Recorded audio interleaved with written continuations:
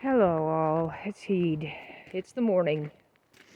I was gonna try to, I knew I was running low on my stash of weed. And I was gonna try to, wait as long as I could into the day to have a joint, and then I actually thought it was empty. I thought I was just gonna roll my roaches up and smoke that and then be gone. But I was hoping to space it later into the day. Anyway, I didn't. I found a roach too on my way out after I rolled a nice fatty. Found a roach I ended up smoking. So now I got a fatty still in my pocket. Anyway, I've been having a bit of a difficult time today, you know. I started thinking about... Well, it was triggered by this video I watched of... It was about estranged parents. I guess you would say that I have an estranged parent. Not really in the same way. Well, I mean... The circumstance there was I abruptly moved out at 17, and then there was some talk with the police, and there was a court case, you know. I was the victim, so I said, it was asked, this is in Canada, so I was asked if I wanted to have a order of protection, and it lasted for 2 years. It was an order to not contact me.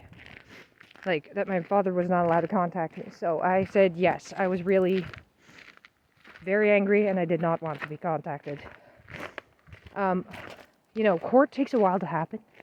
So the way this happened was, there was a lot of waiting time, especially to me. I was only 17. So, it seemed so long. And as things went on, I had moved out. I was living with my uncle, which was my dad's brother. And my sister and brother moved out with me, I think. At first, but then my brother was back, or maybe he wasn't even there, back living with my dad. My mom went back first, I think, maybe with my brother, and then, when my mom went back, it was only a week later, so I had been living away for only a week, and then she went back and she told me, I remember when she told me, she said reconcile, she said the word reconciliation, and it just made me so pissed off, because I was like, you wouldn't think such a nice word, reconciliation. That sounds like for sure it's a nice thing, right? Yay, we're back together, right? But no, I was not pleased. I felt abandoned, kind of by this, oh, okay, so this really wasn't too big of a deal. She just went back with him. I was really mad. I think I did seem mad at that time to her, too. My mom. But anyway, so then, the court dates started to come closer, and then eventually my sister was the last one to move back in. So the whole family had moved back in, together. I was the only one not in the family. Out of the 5, I was the only one.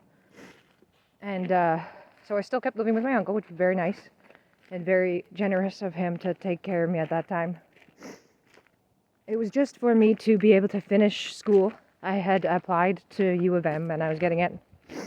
So I was going to move to the city after that. So it was just a period of time that I needed to get through before I would become an adult, you know?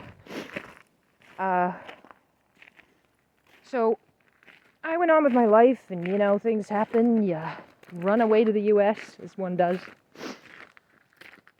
While I was in the U.S. with my boyfriend, so many things were happening. It was an exciting time.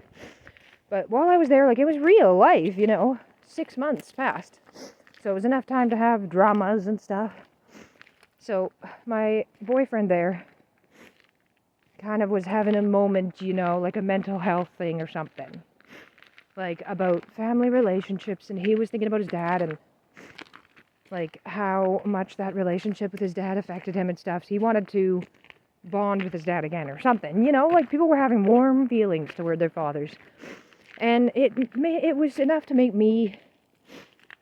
I had been so mad. I was holding a grudge about what happened. And I was, finally understanding that I had not been treated fairly. So I was mad. And I had this grudge all this time. It was only once those couple people there in the U.S. started to have these dad feelings that they wanted to be close with their dad. My other friend, too.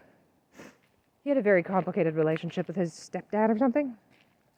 But he talked about it, too. wanting to have this, or the difficulty with this bad relationship, like this important relationship not being a good one. And I've seen it more in my life after that too. Like the idea of having a bad relationship with your dad. I've talked about it a lot over my life with people. Like when I was homeless too, I remember talking about that sort of thing, and some people had really sad stories to tell. Like I remember at one point I was in a group of homeless people, we were talking, and all of us had these sad stories that we could tell about our dads. It's just like, you can't help but think like, I think it might be a pattern. Maybe the men aren't doing so good because they got some shitty relationships. Yeah, I don't know what to think about that. But it's just a pattern. Like, I'm not drawing a conclusion, I'm just saying. So it made me want to talk to my dad again, and I kind of just poked out a little bit of messages because I was in the US, I was far away. So I said to my mom and my sister, maybe I was talking to, like texting, and said that, like I asked about my dad and if he was okay. I said I was starting to remember the good times, which was true. Like in my anger and holding that grudge, I wasn't remembering the good times together. So once it started to become more complete and real, from just remembering everything that really was. Because there was problems, but there was not just problems. Some moments were good times, like there was good memories. And it was nice, like it was a weight lifted off when I let go of the grudge. But then, unfortunate end to the story, he was very much not in the same place. He wasn't coming around. He didn't want to speak to me. So that's the point that I'm still at. He does not want to speak to me. And recently I've just felt a bit sad and wanting to talk to him.